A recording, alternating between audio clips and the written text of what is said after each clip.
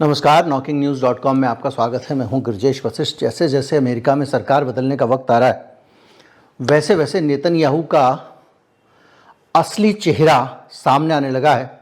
जो चीज़ें दबी छिपी थीं वो अब पब्लिक में आने लगी हैं। बहुत सारी ऐसी चीज़ों की जांच शुरू हो गई है इजराइल में, इजराइल की सरकार के द्वारा, जिनमें नेतन्याहू घिरता चला जा रहा है। और नेतन्याहू अगर इसमें फंसता है तो वो इतिहास का सबसे बड़ा मानवता के प्रति अपराधी सिद्ध हो जाएगा। कई नए मामले आए हैं, आज उन पे बात करेंगे और ये समझने की कोशिश करेंगे कि कैसे पीएमओ, इजराइल का पीएमओ, प्रधानमंत्री कार्यालय, इसमें शामिल था।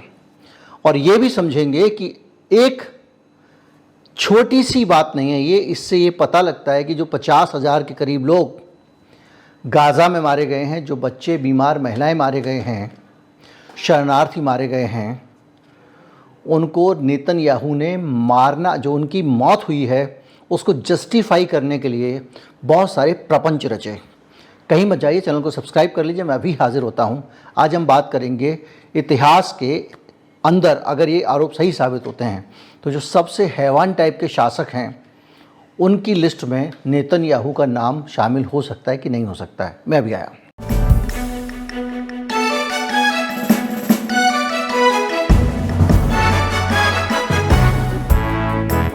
पीएमओ जो ऑफिस है, प्रधानमंत्री कार्यालय इजराइल का, उसका जो सबसे बड़ा अधिकारी है जो पूरे प्रशासन को देखता है, उसका नाम है तजाची ब्रेवरमैन। तजाची ब्रेवरमैन एक मामले में ऐसे में फंसा है, बल्कि इसकी जांच चल रही है और वहाँ पर उसकी दो बड़ी संस्थाएं इसकी जांच कर रही हैं। एक तो पुलिस और एक उनकी आंतरिक, जैसे हमारे यहाँ पे हिंदुस्तान में एनआईए होती है या कहें सीबीआई होती है, इस तरह की एजेंसियां जांच कर रही हैं इस आदमी ने क्या किया।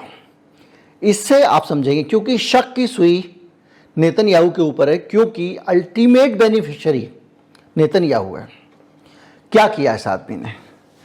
इस आदमी पे आरोप है कि इसने जो आईडीएफ के अधिकारी थे, आईडीएफ मतलब वहाँ की आर्मी, तो जो आर्मी के अफसर थे, सीनियर अफसर, जो कभी पीएमओ में भी रहे थे या नेतन्याहू के यहाँ पर भी रहे थे, उनकी कुछ गुप्त जानकारियां पता लगा ली, उनके कुछ सीक्रेट पता लगाए, उनकी, जिनके कारण उनकी नौकरी पे, उनके भविष्य पे खतरा हो सकता था।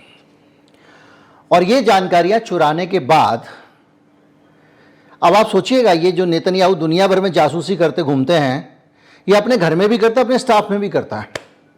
तो वो जासूसी का जो आरोप लग रहा है कि जैसे ब्रिटेन के प्रधानमंत्री से मिलने गए, 1 मिनट के लिए गए टॉयलेट, वहाँ पे जाके उसी के खिलाफ बक लगा के आ गए, खुद स्वयं नेतन्याहू, ये आरोप लगा था। तो क्या किया है इन्होंने, उसका जानकारी निकाल ली, गुप्त जानकारी। यहाँ तो ठीक है, लेकिन अब उस जानकारी के आधार पर उसका एक्सटॉर्शन शुरू हो गया। कैसे एक्सटॉर्शन शुरू हुआ?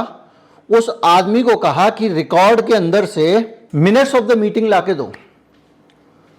अब मिनट्स ऑफ द मीटिंग जो नहीं जानते उनको बता दूं, क्या होता है कि जब भी कोई मीटिंग होती है ना, हम लोग मीटिंग करते हैं, तो एक रजिस्टर में एक जगह लिखा जाता है किस आदमी ने क्या कहा, उसके बाद दूसरे आदमी ने क्या कहा, तीसरे आदमी ने क्या कहा, ताकि ये सनद रहे, रिकॉर्ड में रहे कि भैया मीटिंग हुई थी, उस मीटिंग में तय हुआ था, ये आदमी इस तरफ था, ये खिलाफ था, और उसके बाद में सबने मिलकर ये वाला फैसला लिया था। ये सब उसमें लिखा जाता है ताकि रिकॉर्ड में रहे। आज 100 साल बाद, 25 साल बाद, 10 साल बाद किसी चीज़ की जांच करनी हो तो पता चले कि भैया क्या हुआ था, कौन था जिम्मेदार। तो ये मिनट जो है, ये चाहते थे उस अधिकारी से कि तुम दो हमको निकाल के। वो क्या करता था, आईडीएफ के सेक्रेटरीट में काम करता था और रिकॉर्ड्स वगैरह उसके पास रहते थे। तो ये कौन से मिनट्स थे? ये मिनट्स उन दिनों के मिनट्स थे जब ये युद्ध शुरू हुआ था। यानी जब युद्ध शुरू हुआ था, जो कैबिनेट की कार्रवाई थी और दूसरी मीटिंग्स थी, उनके अंदर किसने क्या कहा, नेतन्याहू ने क्या कहा, ये सब जो दर्ज था, इसको ठीक करना था, यानी इसमें करेक्शन करना था, इसको बदलना था और बदल के इसको ऐसा बना देना था कि इतिहास में जब इसको खोलकर देखा जाए तो दिखाई दे कि नेतन्याहू ने ये जो कुछ भी किया, ये करना बहुत ज़रूरी था, ये हमला करना ज़रूरी था और बहुत सारी बातें उस मिनट्स में ऐसी आईं जिसमें नेतन्याहू सरकार, दूसरे लोग एक्सपोज होते थे, तो वो उस कागज़ में रखी हुई थी, रिकॉर्ड में। इधर आप देख रहे होंगे कि जो वहाँ का रक्षा मंत्री है गैलेंट, वो लगातार नेतन्याहू का विरोध कर रहा है, क्योंकि नेतन्याहू अमानवीय हद तक वहाँ पर हैं। अभी हाल में जो हॉस्टेजेस हैं उनके परिवारों के साथ मीटिंग में उसने कहा कि अनावश्यक तरीके से गाज़ा में सेना को डाल रखा है, सैनिक परेशान है, तनाव में हैं। एक और रिपोर्ट अभी हाल में आई थी कि किस तरह से जो इजराइल के सैनिक हैं वो कई बीमार हो रहे हैं, कई लोग नौकरी छोड़ के घर बैठ जा रहे हैं, और कई लोग तनाव में हैं, बहुत सारी डिप्रेशन, सुसाइड, तमाम सारी बातें उसमें लिखी हुई थी, और कैसे उनकी मौतें भी हो रही हैं। और वो सेना को लड़ते लड़ते एक ब्रेक भी चाहिए होता है। इधर से निकलते तो उधर भेज देता है, कभी उनको उत्तरी सीमा पे भेज देता है, कभी कहीं भेज देता है। तो ये जो है मिनट्स इन्होंने उससे मांगे ताकि उनको बदला जा सके और जस्टिफाई किया जा सके। और ये क्यों कर रहे हैं? इसलिए क्योंकि अब गैलेंट जो है उसको इन्होंने निकाल दिया रक्षा मंत्री पद से। अब अंदर से दुखदुखी लगी है कि रिकॉर्ड, दस्तावेज वगैरह में तो दर्ज है कि नेतन्याहू ने कैसे एक अपराधी की तरह इस युद्ध को थोपा, लादा। इस युद्ध को जब लादा गया तो उसकी कितनी आवश्यकता थी, कितनी नहीं थी, किस ऑपरेशन को कहाँ तक चाहिए था, वगैरह वगैरह। तो ये बहुत सारी बातें इसके अंदर पाई गई हैं, और अब इस अधिकारी के खिलाफ जांच हो रही है, जो राइट हैंड माना जाता है नेतन्याहू का, कि भाई तुमने ये अधिकारी को ब्लैकमेल कैसे किया और ब्लैकमेल करके रिकॉर्ड कैसे निकलवाया ताकि उसको बदला जा सके। तो ये एक गंभीर जांच है जो हो रही है नेतन्याहू के खिलाफ। और एक और जांच है, मतलब सीधे नेतन्याहू के खिलाफ नहीं हो रही है, लेकिन उसके राइट हैंड लेफ्ट हैंड के खिलाफ हो रही है। तो जैसे ही जांच आगे बढ़ेगी नेतन्याहू भी दायरे में तो आएंगे, क्योंकि इसका अल्टीमेट बेनिफिशियरी कौन है? किसके हित में मिनट्स बदले जा रहे थे, किसके हित में? नेतन्याहू के। एक और केस हुआ। केस ये हुआ कि एक खबर आई कि गाजा में 6 बंधकों की लाश पाई गई है। जैसे ये खबर आई है कि आईडीएफ को लाश मिली है किसी टनल में, सुरंग में, इस खबर के आने के बाद पूरे के पूरे इजराइल में तहलका मच गया। लोग गुस्से में थे और नेतन्याहू के खिलाफ प्रदर्शन होने लगे, और नेतन्याहू पे ये दबाव डाला गया कि तुम जल्दी से समझौता करके बंधकों को छुड़ाओ, क्योंकि बंधकों की जान खतरे में है। ऐसा ऑपरेशन चलाओ कि बंधकों को छुड़ाया जा सके। अब इस दबाव के अंदर नेतन्याहू के ऊपर एक स्थिति बनती थी कि वो हमास से समझौता करे, लेकिन नेतन्याहू हमास से समझौता करना नहीं चाहता था। अब दूसरा केस समझिए, एक युद्ध शुरू किया, उस समय साफ दिखाई दे रहा है कि कुछ ऐसा इंटरेस्ट था जिसके कारण युद्ध करना चाहते थे, और परिस्थितियां नहीं थी, वरना मिनट्स क्यों बदलने पड़ते।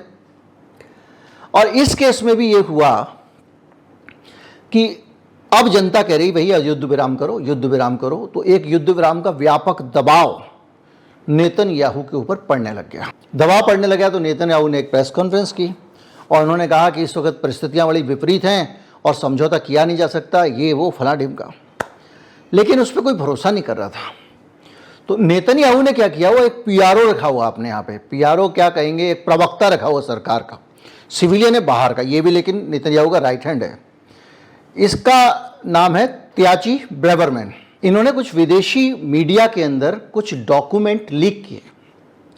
अब ये थे क्लासिफाइड डॉक्यूमेंट, गुप्त दस्तावेज। किसके? इजराइल की सेना के। इजराइल के प्रधानमंत्री कार्यालय का एक आदमी प्रवक्ता ज्यूइश क्रॉनिकल और बिल्ड जर्मन अखबार है, इन दोनों को कुछ गुप्त दस्तावेज हमास से जुड़े हुए और इजराइल से जुड़े हुए लीक किए जाते हैं। इन दस्तावेजों के बारे में भी कहा जा रहा है कि ये मैनिपुलेटेड दस्तावेज थे, और इन दस्तावेजों में ये बताया गया कि इजराइल की सरकार के पास गुप्त सूचनाएं आई हैं कि ये लोग इजिप्ट में एंटर कर सकते हैं बंधकों को लेकर। कौन? हमास के लोग। अब क्या है, इजिप्ट क्या है, ऐसे समझिए। इजराइल है, इजराइल में बाईं तरफ एक पट्टी है, गाजा पट्टी, जहां पर अभी बंधक हैं और जहां पर हमास के लड़ाके हैं। उसके नीचे जो है, इजराइल के नीचे आता है इजिप्ट, तो वहां पे कुछ सिनाई का रेगिस्तान है। तो इन्होंने ये अफवाह अखबार में गलत खबर प्लांट करके ये अफवाह फैलाई कि इस जगह से मिस्र की सीमा के अंदर बंधकों को ले जा रहे हैं हमास के लोग। ये खबर फैलने से क्या हुआ, जो जनता दबाव बना रही थी कि आप जल्दी से समझौता करो, कुछ करो, हम नहीं जानते, हमारे बंधकों को छुड़ाओ, तो जनता का ध्यान इसमें लग गया, अरे ये तो बंधक को वहां ले जा रहे हैं। तब तो नेतन्याहू को बिल्कुल नहीं हटना चाहिए और लगे रहना चाहिए, वरना बंधकों को लेके चले जाएंगे मिस्र में। अब ये कहां पे है? दरअसल क्या है कि यहां पे ये इसके ठीक नीचे ये जो बॉर्डर है, गाजा पट्टी का नीचे वाला हिस्सा और मिस्र की सीमा के बीच में एक फिलाडेल्फिया कॉरिडोर है, एक गलियारा है। नेतन्याहू ने इसके बाद ये तर्क दिया कि बहुत ज़रूरी है कि हम इस गलियारे पर अपनी सुरक्षा पक्की करके रखें। इस बीच में पता चलता है कि ये खबर गलत प्लांट की गई है, तो जिन दोनों अखबारों ने खबर को छापा था उन्होंने इस खबर को बाकायदा डिलीट कर दिया और समझ गए कि ये नेतन्याहू की चालबाजी थी, युद्ध विराम को रोकने के लिए चालबाजी। युद्ध विराम तो तब होता जब युद्ध आमने सामने हो रहा होता। यहाँ तो लोगों के घरों पे बम गिरा रहे हो, चर्चेज पे बम गिरा रहे हो, अस्पताल पे गिरा रहे हो, आप जो है वो संयुक्त राष्ट्र के शरणार्थी शिविर पे गिरा रहे हो, बच्चों को मार रहे हो, महिलाओं को मार रहे हो, और वहाँ से आप वो कम भी नहीं करना चाहते हो। तो वो जो कॉरिडोर है वहाँ पर उन्होंने अपनी सेनाओं को लगा के रख दिया। इसी तरह की चीज़ें लगातार इनके ऊपर आरोप लग रहा है। तो ये जो खुला है तो इसकी जांच भी हो रही है वहाँ पे, और जो मैंने बताया कि पुलिस भी और जो उनकी गुप्तचर एजेंसी है वो भी इसकी जांच कर रही है। और इन दोनों एजेंसियों ने अब अपना शिकंजा कर दिया कड़ा। तो अगर आप इन दोनों मामलों को देखें तो ये दोनों मामले ये कहते हैं कि नेतन्याहू युद्ध के रास्ते से हटना नहीं चाहता है। पहले युद्ध में को उसने जब ज़रूरी नहीं था तब भी थोपा, तभी तो कागज़ बदलने की ज़रूरत पड़ रही है, और वो भी गैर कानूनी तरीके से अधिकारियों को ब्लैकमेल करके कागज़ बदले जा रहे हैं। और दूसरे केस में गुप्तचर दस्तावेज, देश के सीक्रेट गुप्त सूचनाओं को लीक किया आईडीएफ की, यानी देश की सुरक्षा से संबंधित सूचनाओं को एक सिविलियन आदमी को आपने रखा हुआ है प्रवक्ता के तौर पे, उसने लीक किया। और वो लीक भी नेतन्याहू के पक्ष में था, क्योंकि उस विरोध प्रदर्शन में नेताहू गिर गया था, नेतन्याहू के लिए बचना मुश्किल था। तो उस बचने के लिए इन्होंने क्या किया, वो लीक किया। अब आप अगर देखें तो लगातार और भी जगहों से, और भी कॉर्नर से, इसको भी अगर आप छोड़ दें तो वहाँ का हारेट्स है जो 100 साल से बड़ा अखबार है, मैंने बताया परसों नरसों की, उसके प्रकाशक ने किस तरह से मांग की कि सैंक्शन लगाइए, आप ये कत्लेआम कर रहे हैं वगैरह वगैरह। किस तरह से आईडीएफ चीफ और खुद इजराइल के रक्षा मंत्री ने कहा कि नेतन्याहू अब वहाँ पर सेना रखने की ज़रूरत ही नहीं है गाज़ा में, अब वहाँ से वापस आना चाहिए। लेकिन ये बयान दे रहे हैं कि अभी हम वहाँ से हटेंगे ही नहीं, और अभी खाली नहीं छोड़ा जा सकता गाज़ा को। और रोज़ खबर आ जाती है, अब तो अमेरिका डायरेक्ट इन्वॉल्व हो गया। आज ही उसने हूती पे बमबारी की है वहाँ पर, और 13 बच्चे मारे गए हैं अमेरिका के बम गिराने से। 20 के करीब लोगों के मरने की खबर है। उधर उत्तरी सीमा पर भी अमेरिका खुद ही लड़ रहा है, क्योंकि इजराइल करीब करीब हार चुका है हिजबुल्लाह से। वहाँ ग्राउंड वाली जब इन्वेशन कर रहे हैं, जब ज़मीन पे फौजें बढ़ रही हैं आगे, तो बढ़ नहीं पा रही हैं, उसको वो खदेड़ दे रहे हैं। तो जो सिचुएशन है उसके अंदर अब आपको एक ही समझनी साफ आ जाएगी कि जब इजराइल नहीं चाह रहा, इजराइल के लोग नहीं चाह रहे, इजराइल की आर्मी नहीं चाह रही, इजराइल के जो है डिफेंस मिनिस्टर नहीं चाह रहे, इजराइल के सभ्य नागरिक नहीं चाह रहे, क्योंकि इन्होंने जब डिफेंस मिनिस्टर को हटाया तो वहाँ पे लगातार लाखों लोग सड़कों पे, नेतन्याहू के खिलाफ प्रदर्शन। तो कोई नहीं चाह रहा है, लेकिन नेतन्याहू तरह तरह से चाह रहा है। कागज बदलने पड़े, धांधली करनी पड़े, अखबार को मैनिपुलेट करना पड़े, धांधली करनी पड़े, लेकिन करके रहेंगे। तो ये क्यों कर रहा है नेतन्याहू? और यहीं पे सोचने के लिए वो पहलू आता है कि किस वजह से, क्या अपने लाभ के लिए या फिर कोई विदेशी दबाव, कोई इंटरनेशनल हैंडलर जो इस चीज़ को उससे करवा रहा है। क्योंकि जितना जितना युद्ध नज़दीक आता है उतने उतने हथियारों के कारोबार बढ़ते हैं। और बाइडन प्रशासन के टाइम पे तो बाइडन अपना जो है वो किस दुनिया में रहते थे आपने देखा है, खुद ही भूल जाते थे। और उस समय पूरी दुनिया में जैसे जैसे जहाँ जहाँ जब जब जिस जगह पे हथियार बेचने का, यहाँ तक कि तेल बेच के पैसा कमाया, महंगा महंगा तेल बेच के इन्होंने यूक्रेन वार में। तो क्या कोई इंटरनेशनल फोर्स थी? दूसरा एक निजी कारण भी लगता है नेतन्याहू का, क्योंकि नेतन्याहू ने जब ये पूरा गाजा का प्रपंच शुरू हुआ, बहुत सारे लोगों ने कहा कि हमास तैयारी कर रहा था, ग्राउंड पर प्रैक्टिस कर रहा था, दुनिया जानती थी। मैंने आपको बताया था कि एक वीडियो में कि किस तरह से वहाँ एक जर्नलिस्ट ट्वीट कर रही थी कि भैया यहाँ ये हथियारों की प्रैक्टिस कर रहे हैं, तुम क्या कर रहे हो? जो आदमी ब्रिटेन के राष्ट्रपति से लेके मेलोनी से लेके आप सोचिए कि इटली की प्रधानमंत्री की व्यक्तिगत जानकारियां चुरा रहा है, उनकी जासूसी संस्था इजराइल की। और जब वो वहां उसकी व्यक्तिगत जानकारियां तक चुरा रहे हैं, ब्रिटेन के प्रधानमंत्री के बाथरूम में बग लगा रहे हैं, और तुम्हारे अपने गाजा पट्टी में जहां पे तुम्हारा ही वरदस्त स्ट्रांग होल्ड है, वहां पे तुम्हारे खिलाफ ही सड़क पे रोज प्रैक्टिस हो रही है चढ़ाई करने की, और तुम कुछ नहीं कर रहे हो। तो ऐसा आंख क्यों बंद करेगी सरकार? इसको आप समझिए। इसको बंद करने की वजह यह है कि बहुत सारे मैंने वीडियो बनाए थे कि मोदी के दोस्त के खिलाफ प्रदर्शन वगैरह वगैरह, नेतन्याहू के खिलाफ जबरदस्त सड़कों पे लोग थे। 10% आबादी इजराइल की सड़क पे प्रोटेस्ट कर रही थी। 10% आबादी, 10% लोगों के प्रतिनिधित्व नहीं, प्रतिनिधि तो वो आधी से ज़्यादा आबादी के थे।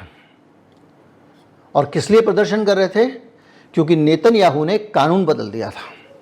कानून क्या बदला था कि हाई कोर्ट और सुप्रीम कोर्ट में अगर कोई नेता दोषी ठहराया जाए, संसद का सदस्य या कोई सरकार का मंत्री, तो उसको हटाया नहीं जाएगा। और ये कानून क्यों लाया गया? क्योंकि नेतन्याहू के खिलाफ करप्शन के गंभीर आरोप चल रहे थे। बहुत सारे तरह तरह के अखबारों के साथ उन्होंने ये किया वो किया, गोदी मीडिया का वाला शौक उनको चढ़ा था वहाँ पे। उसके कारण वो मुकदमे चल रहे थे। और जैसे ही सुप्रीम कोर्ट सजा सुनाता, नेतन्याहू को इस्तीफा देना पड़ता। तो ऐसी विपरीत और खतरनाक हालत में वो कानून भी नहीं बदल पाए दबाव के कारण। नेतन्याहू के पास कुर्सी बचाने के लिए क्या विकल्प बचता था?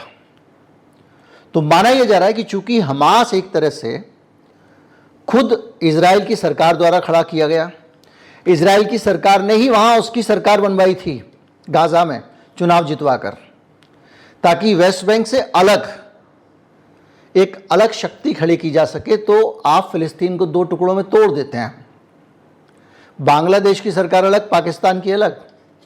उसी तरह से वही हमास हमले करता है, और उसी हमले को ग्राउंड बनाकर आप कत्लेआम मचाते हो।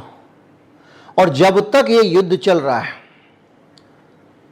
जब तक बसंती नाचेगी, तब तक, जब तक तेरे पांव चलेंगे तब तक इसकी सांस चलेगी वाला जो शोले फिल्म का डायलॉग है, उसी तरह से जब तक युद्ध चल रहा है तब तक ही नेतन्याहू सेफ है। क्योंकि रोज सर्वे हो रहे हैं, किसी में आता है 72% लोगों ने नेतन्याहू के खिलाफ वोट दिए, जनता नाराज, उनके अपने कैबिनेट के लोग नाराज, आर्मी के अधिकारी लोग नाराज, सब लोग नाराज, लेकिन युद्ध के बहाने से रुके हुए हैं। तो अगर समझौता हो जाता, मान लीजिए वो जो दूसरे केस में है बंधकों वाला, तो नेतन्याहू की मुश्किल बढ़ जाती है ना, क्योंकि शांति हो गई, अब तो कब जाइए आप। तो ये कारण ये भी हो सकता है कि नेतन्याहू अपनी कुर्सी बचाने के लिए ऐसा कर रहा हूं। लेकिन जो भी है, एक एक करके बहुत सारी ऐसी चीज़ें निकल के आ रही हैं जो मामला सिर्फ ब्लैकमेलिंग का नहीं है, मामला दस्तावेज निकाल के उनमें बदलाव करने का भी नहीं है, रिकॉर्ड से हेरफेर का भी नहीं है, और गुप्त सूचना लीक करने का भी नहीं है। मामला इससे बड़ा है। ये सब इसलिए किया जा रहा है, और इस सब के करने के कारण 50,000 लोगों को आप मार चुके हो।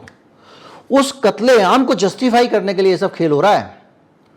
तो अगर इतिहास कल को लिखा जाता है और उसमें ये सब चीज़ें आएंगी, तो हिटलर से नीचे नाम नहीं होगा इनका। जो भी है बहुत दर्दनाक है। वीडियो को साझा करें लोगों तक।